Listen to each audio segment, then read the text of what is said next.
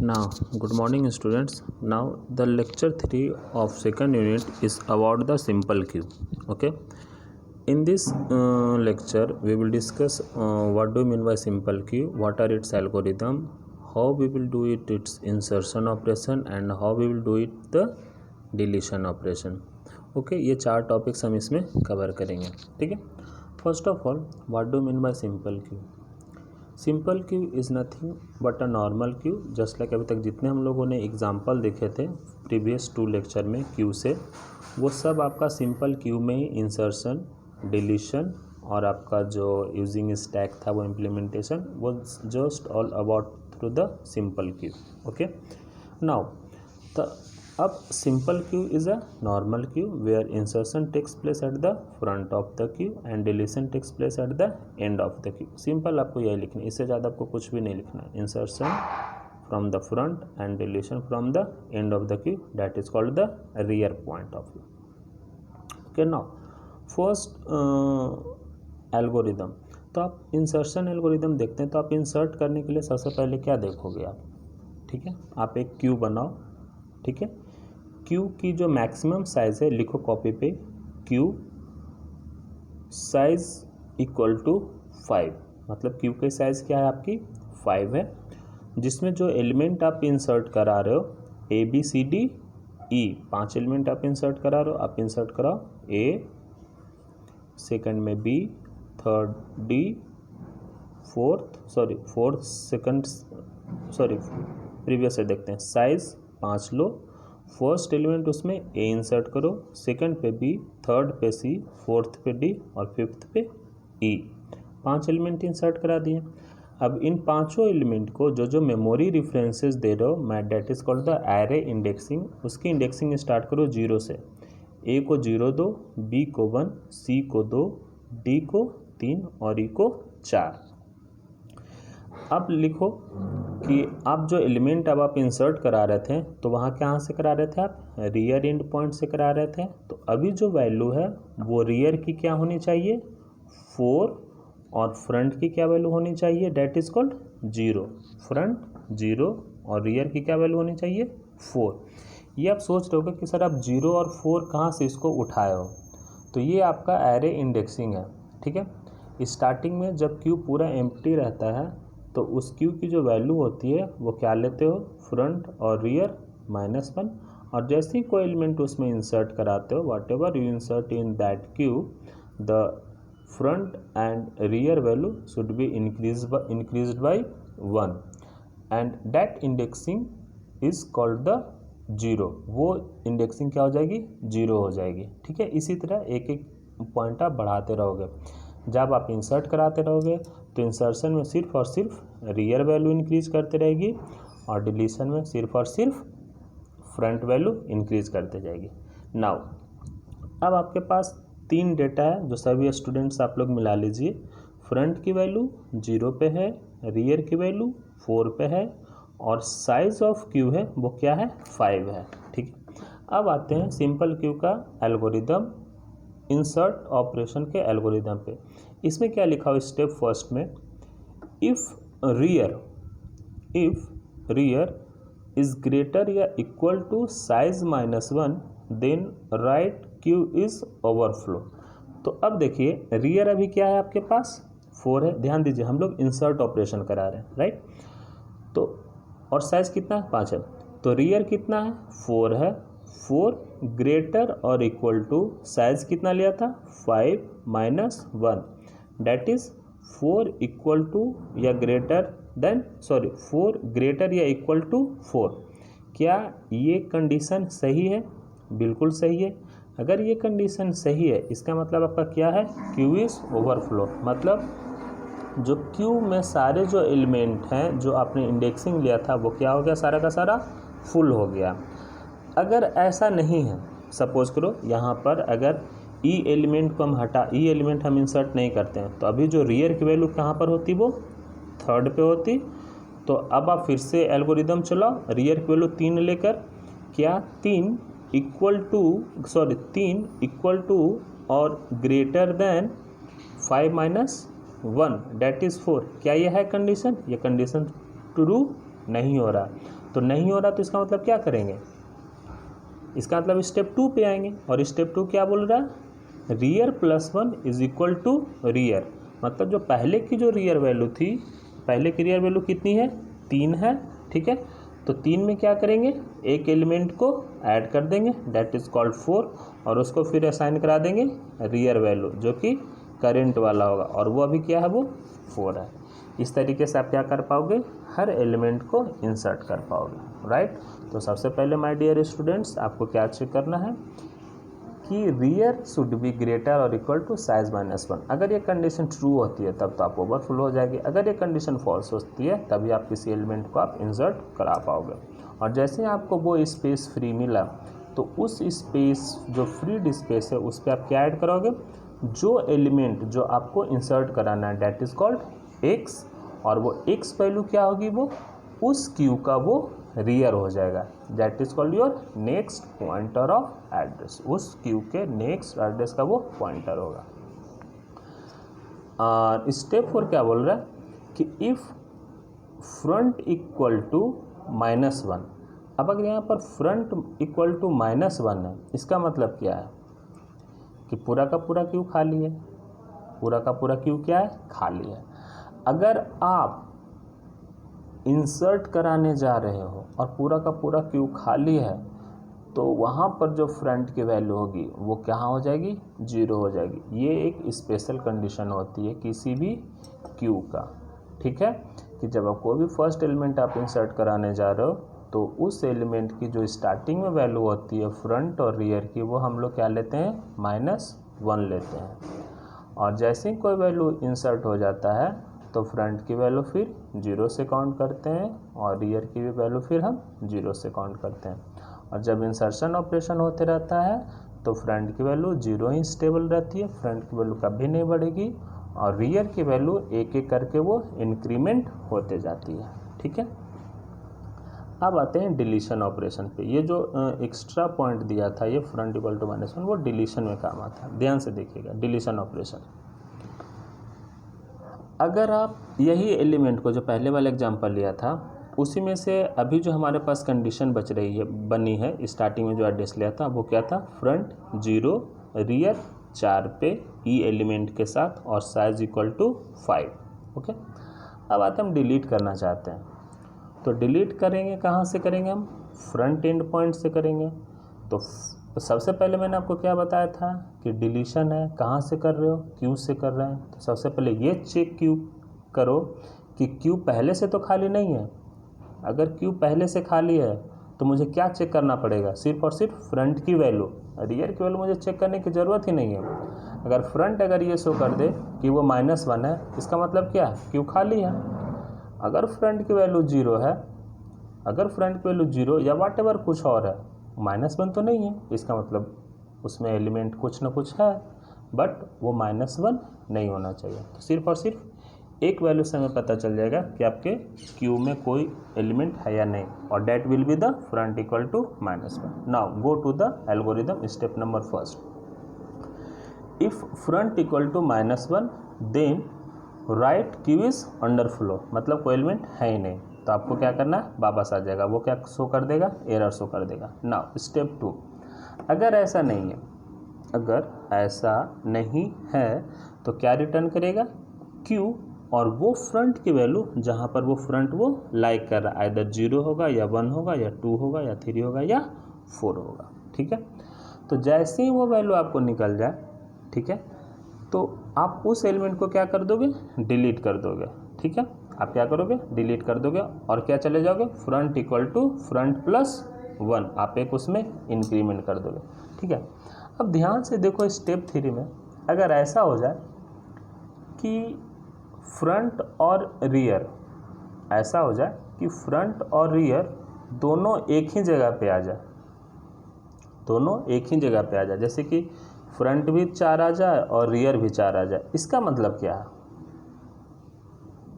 इसका मतलब क्या है कि उस क्यू में सिर्फ और सिर्फ एक ही एलिमेंट है। अगर वैल्यू फ्रंट और रियर दोनों सेम हो रहा है, इसका मतलब उस क्यू में सिर्फ और सिर्फ एक वैल्यू है।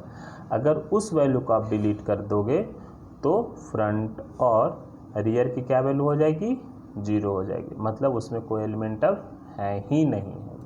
ठीक है, तो ये हमेशा ध्यान दीजिएगा। ठीक है, तो इसमें क्या स्पेशल कंडीशन बना, 2 स्पेशल कंडीशन बना। फर्स्ट स्पेशल कंडीशन ये बना कि आपको क्या चेक करना है, एम्प्टी, और एम्प्टी चेक करने के लिए सिर्फ एक ही कंडीशन है, अगर फ्रंट की वैल्यू -1 हो तब, अगर नहीं है तो इसका मतलब कोई ना कोई वो एलिमेंट है, मतलब आपका इस क्यू क्रिएट है, वाटेवर उसमें एलिमेंट हो या ना हो। ठीक है, जब कोई एलिमेंट रहेगा तो उसमें क्या करेगा, वो एलिमेंट को शो करेगा। अगर सिर्फ और सिर्फ एड्रेस ही, एम्प्टी एड्रेस ही है, तब भी वो जनरेट करेगा, बट उसमें कोई एलिमेंट आपको नहीं मिलेगा वो। इसीलिए यहाँ पर जब फ्रंट और रियर जब शो कर रहा है सेम, दिमाग में क्वेश्चन भी आ रहा होगा आप लोगों का कि सर जब फ्रंट और रियर सेम ही कर रहा है, मतलब एक ही एलिमेंट है, तो आपने एक एलिमेंट तो डिलीट कर दिया। जब आप डिलीट कर दिए तो वहाँ पर फ्रंट और रियर की तो वैल्यू -1 हो जानी चाहिए थी ना। बट बेटा -1 कब होती है, जब आपने कोई क्यू क्रिएट ही नहीं किया है, मतलब वो बिल्कुल ही पीछे है। जब आप क्रिएट कर दिए मतलब उसमें कोई डेटा इंसर्ट नहीं किया, सिर्फ और सिर्फ क्यू की लेंथ जनरेट किया है, तो वहाँ पर फ्रंट और रियर की वैल्यू क्या होती है, 0 हो जाती है। ओके, नाउ ये तो था आपका सिंपल क्यू। ठीक है, अब आते हैं सर्कुलर क्यू पर।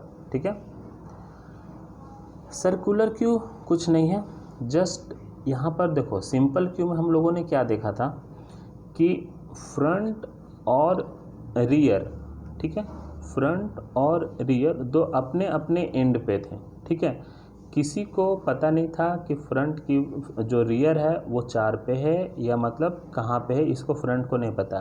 बट अगर हम ये करें कि इस तरह का मैं मेमोरी एड्रेस रेफरेंस में लूँ कि सपोज करो 4 एलिमेंट आप इंसर्ट करो, 5 एलिमेंट, 1 2 5 एलिमेंट आप इंसर्ट करो, डैट इज़ 0 पे, 1 पे, 2 पे, 3 पे, 4 पे, 5 एलिमेंट आप इंसर्ट करा दिया, जिसकी इंडेक्सिंग हो गई 0 1 2 3 4।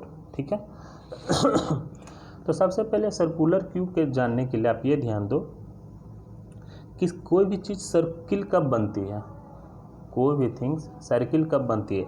आप सर्किल बनाओ सर्किल, जहाँ से आप फर्स्ट पॉइंट लिए हो, आप क्या करते हो, सबको एक दूसरे को मिलाते हुए क्या करते हो, जो सबसे लास्ट वाला पॉइंट है आप उसको भी क्या करते हो, फर्स्ट में मिला देते हो। इसका मतलब क्या हो गया, जो लास्ट नोड का जो एड्रेस है वो किससे कनेक्टेड होना चाहिए, फर्स्ट नोड से। इसका मतलब यही है, सिंपल, गेम इज ओवर।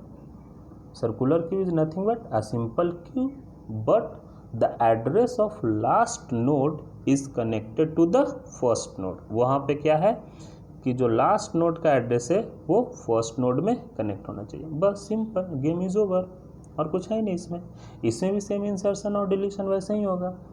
आप इंसर्ट करो, यहाँ पे क्या हो जाएगा, फ्रंट की वैल्यू स्टार्टिंग में 0 लेंगे और रियर की वैल्यू स्टार्टिंग में 0 लेंगे, बिकॉज हमने क्या किया, सर्कुलर क्यू स्टार्ट कर दिया, मतलब इम्प्लीमेंटेशन स्टार्ट कर दिया है। ठीक है, अगर यहाँ पर भी कोई बोले कि सर -1 क्यों नहीं लिए, तो हाँ, जब आप कोई भी स्पेस क्रिएट नहीं करोगे तब भी वहाँ पर आपको -1 और -1 ही लेना, दोनों की, फ्रंट और रियर की। बट हमने यहाँ पे क्या किया है, स्पेस क्रिएट कर दिया, मतलब इंडेक्सिंग कर दिया, तो फ्रंट की वैल्यू 0 और रियर की वैल्यू 0 लेंगे। ठीक है, अब आते हैं नीचे, सिंपल, यहाँ फ्रंट की वैल्यू 0, एक एक एलिमेंट इंसर्ट करते चला गया, वो कहाँ तक चला गया, 6 पे, और इंडेक्सिंग कहाँ तक चले गई, 5 पे। ध्यान दीजिएगा, तो यहाँ पर क्या है, अगर फुल की बात करूँ कि अगर आपका जो क्यू है वो फुल है कि नहीं, तो वो क्या होगा, रियर इक्वल टू मैक्स -1, मतलब max size of the Q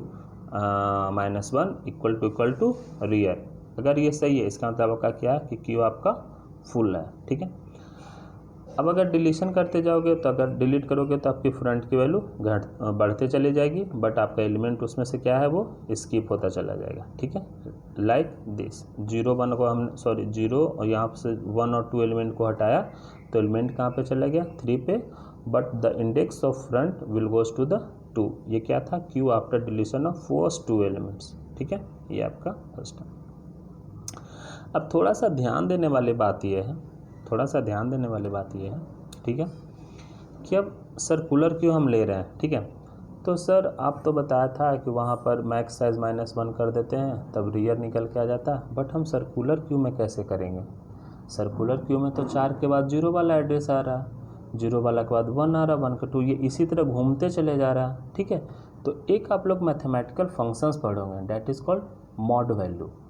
mod value क्या होता है कि जहाँ पर आप मॉड लगा दोगे, जिस मॉड नंबर से आप कितने भी बड़े नंबर का मॉड वैल्यू लगा दोगे, वो रिमाइंडर उस नंबर से 0 तक ही लेगा। सपोज करो हमने मॉड 7 लगाया, मॉड 7, ठीक है, तो मॉड 7 मतलब क्या होगा कि जितने भी वैल्यू आगे x मॉड 7 में जितने भी वैल्यू आप लोगे, ठीक है, जितने भी वैल्यू आप लोगे x मॉड 7 में, तो जो भी रिमाइंडर आएगा वो रिमाइंडर कहाँ तक आएगा? या तो 0 आएगा, या 1 आएगा, या 2 आएगा, या 3 आएगा, या 4 आएगा, या 5 आएगा, 6 आएगा, मैक्सिमम 6 तक ही आएगा। ठीक है, 0 to 6 तक ही आएगा, इससे आपकी मॉड वैल्यू ज़्यादा आपकी नहीं आ सकती है, कितना भी बड़ा ले लो आप। ठीक है, सेम उसी तरह से सर्कुलर क्यू में भी है, बहुत अच्छी कॉन्सेप्ट है सर्कुलर क्यू का, ध्यान से देखिएगा। पहले बोल रहा है ये, ध्यान से देखिएगा, मैंने अभी आप इस पे -1 और मैक्स -1 को छोड़ दो, ये मैं बाद में बताऊंगा आपको। ठीक है, सबसे पहले आप फ्रंट 0 रियर 0 लो। ठीक है, आप क्या करो, एक एक एलिमेंट इंसर्ट कराते जाओ, 1 2 3 4 5, आप एक एलिमेंट आप इसमें इंसर्ट करा दिए। ठीक है, तो जब आप एक एक एलिमेंट इंसर्ट कराते जा रहे हो तो उस अभी तो क्या है कि फ्रंट क्या है 0 है, बट जैसे आप एक एक इंसर्ट एलिमेंट कराते चले गए तो रियर वैल्यू क्या आ गई आपकी 4 पे आ गई, मतलब फ्रंट 0 और रियर 4। क्या अब आप ध्यान से सुनिएगा, क्या अब आप एक भी वैल्यू इंसर्ट करा सकते हैं? नहीं करा सकते हैं। तो आप इसको कैसे चेक करिएगा, क्योंकि यहाँ पर तो अगली वैल्यू 0 है, मैक्स साइज अगर -1 करेंगे तो 0 - 1 डेट इज इक्वल -1 आ जाएगा आपका। तो अब आप इसको कैसे चेक करोगे? थोड़ा सा दिमाग लगाओ, यहीं पे कॉन्सेप्ट आता है क्या, मॉड वैल्यू का।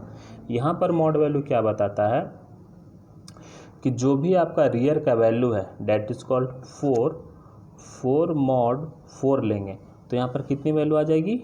0 आ जाएगी यहाँ पर। Got it?